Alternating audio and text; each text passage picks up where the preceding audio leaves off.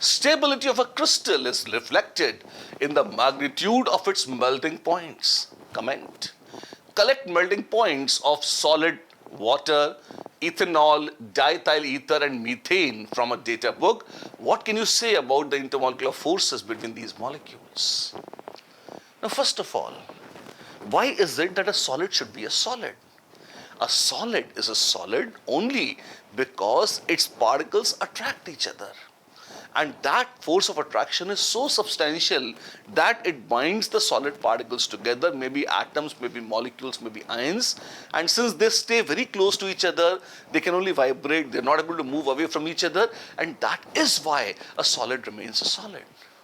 So obviously, greater the intermolecular forces of attraction, greater is the force which is actually binding the solid particles together, greater is the stability of a crystal, because if the attraction is more, crystal will be more stable.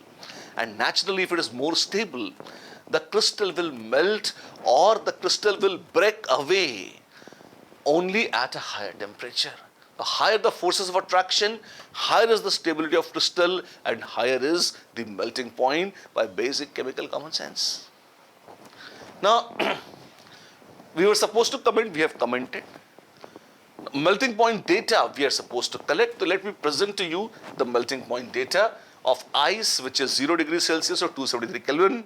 Now, please appreciate that ice has a beautiful case of hydrogen bonding. And each water molecule actually forms 4 hydrogen bonds. So ice is a very well connected hydrogen bonded structure.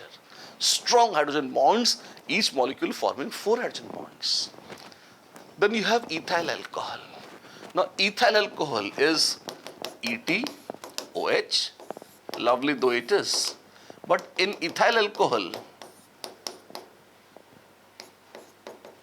you find, my dear, that only 2 hydrogen bonds are present per molecule. So since this ethyl group is hydrophobic, it does not participate in any hydrogen bonding, the number of hydrogen bondings is reduced. In water molecule, there were 4 hydrogen bonds per molecule. In ethanol, there are only 2 hydrogen bonds per molecule. So naturally, the strength of intermolecular attraction is reduced. And because the strength of intermolecular attraction is reduced, the melting point reduces from 273 Kelvin to barely 158.5 Kelvin, which is significantly less, more than 100 degrees, 100 Kelvin lesser, around 120 Kelvin lesser, because attraction is much less. Fine.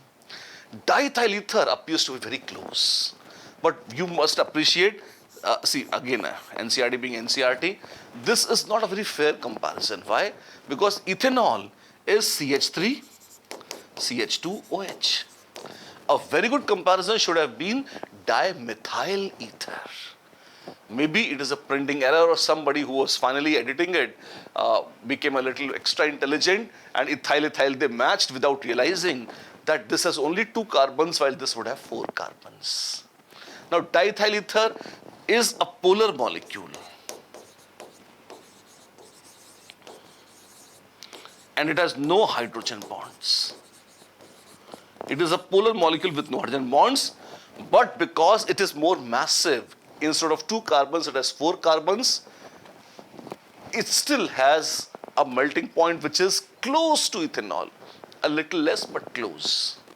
Honestly, had it been dimethyl ether, CH3OCH3, which is actually an isomer of ethyl alcohol, and that has a melting point of 132 Kelvin, which again is at least 26 Kelvin lesser as compared to alcohol. This would have been a more clean or a fair comparison. That see, in this case there is hydrogen bonding, and in this case there is no hydrogen bonding, and they are isomers, and melting point substantially comes down. But NCERT has mentioned to take diethyl ether. I took this for the sake of chemistry. But then for sake of NCERT, look at this also. You can say that, well, H bonding is gone, so melting point comes down, but molar mass is now nearly double.